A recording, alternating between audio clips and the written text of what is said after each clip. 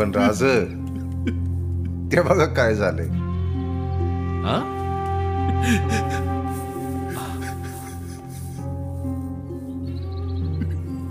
सुभेदार वेडेपणा.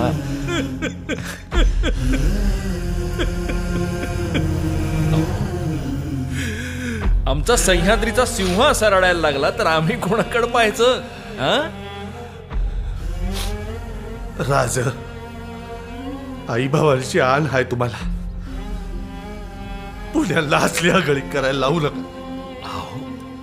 अहो, आमच्या छात्या तुमच्यावरचं वार झेलेला आहे. ती तुमच्यावरती वार म्हणजे लई मोठं पाप.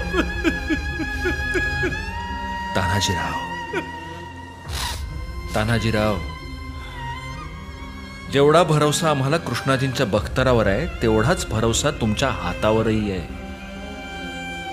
बख्तर आम्हाला वाचवेलच, पण आमच्या तान्हाजीरावांचा हात आम्हाला अपाय करणार नाही हे ठाऊक होतं आम्हाला.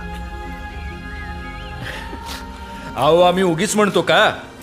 तान्हाजीरावांबरोबर असलं की किल्ल्याच्या बुरुजात सुरक्षित असल्यागत वाटतं. चला, खूप झाली कसरत. मोहीम वाट पाहते. चला सदरेकडे. चला सुभेदार. कृष्णाजी, काही येत आहे का ध्यानी?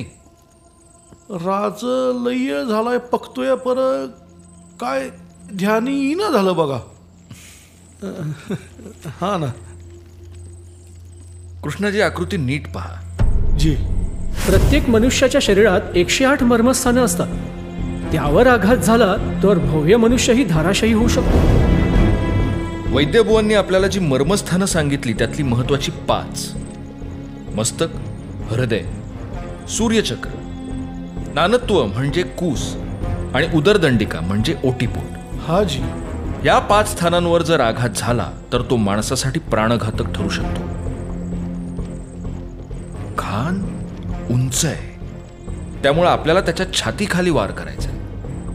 म्हणजे आपल्यासाठी महत्वाचे आहेत नानत्व आणि उदरदंडिका. जी. बर, हा आघात आमच्या हाताच्या नैसर्गिक हालचालींबरोबर व्हायला हवा, कारण भेटीच्या वेळी आम्ही निशस्त्र यावं अशी अट आहे. अर्थात दगाबाज खान काही अट पाळणार नाहीच, पण भेटीच्या आधी आम्ही अस्त्र बाळगलंय हे त्याला कळता कामा नये.